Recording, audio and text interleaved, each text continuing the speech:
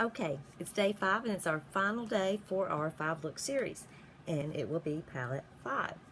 Um, I really like this palette. I know a lot of people see this and think, oh no, that's just way too crazy and bright, but it's really not. As you can see, it's not that bright. What I love is how iridescent it is. Uh, Depending on how the light hits it, the colors look a lot different, but I think it's a really pretty palette. So I'll show you how I did this look.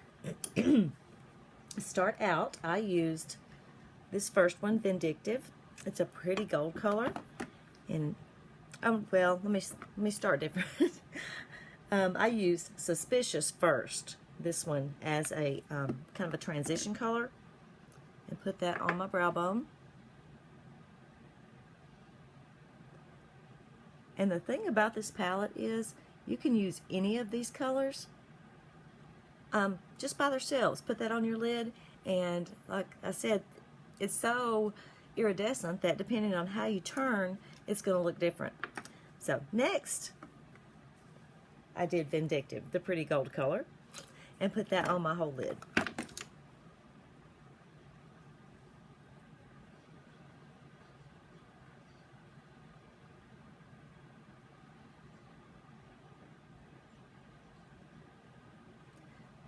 Then I did bring that around in the inner corner and right under my lower lash line a little bit. Looks like the glare is not going to cooperate at all this morning.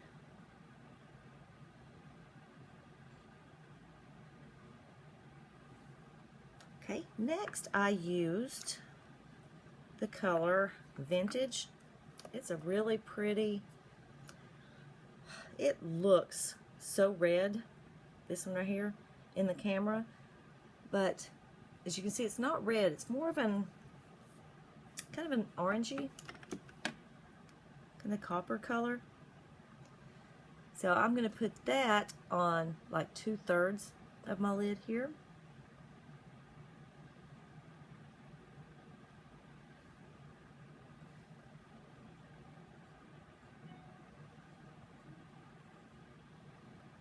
So this is a really pretty palette, and you really don't be afraid of the really bright looking colors in it, because it's not that bad. Not scary at all.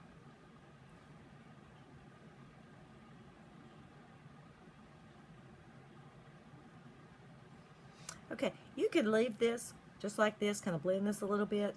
I chose to go back with the Fearless.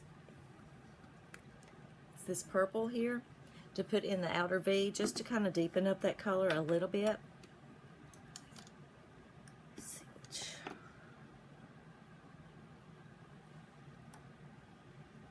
But I've done several color looks with this, with just using the purple and the pinks, and also just using the kind of earth tones, the orangey looks and gold. So it's a very versatile palette also.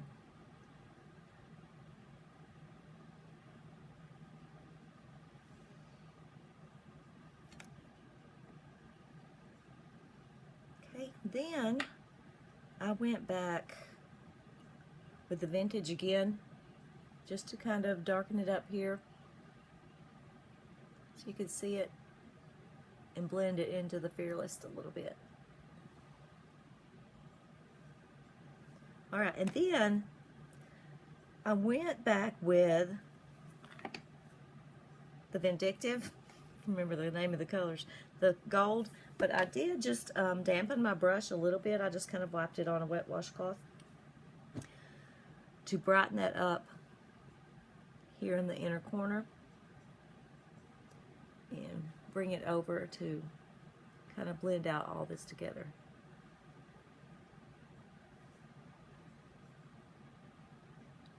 Just see, I think I need to go back with just a little bit more of the Vintage color.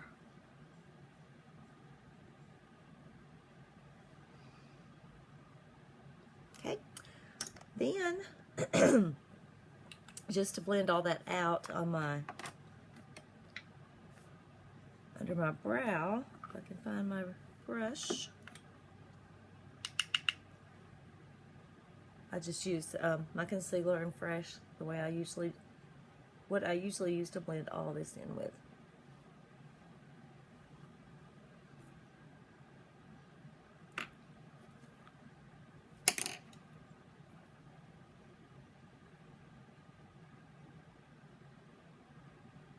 Okay. Then for my liner, what I did was I used the Fearless also, the purple. So I'm just going to dampen the liner brush and put that into the Fearless to make my liner.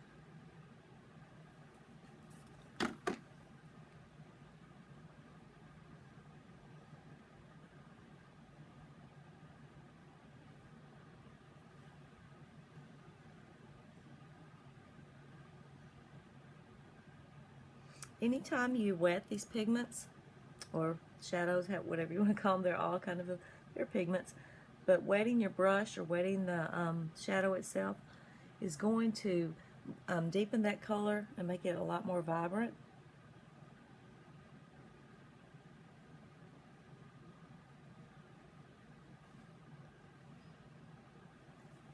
Okay, then I'll just take my brush that had the Vindictive on it, kind of blend that a little bit, and also use it right here under my brow bone to highlight.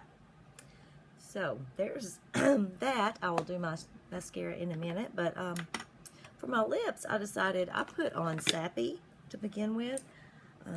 I've told you it in all of these looks that I always use a stain underneath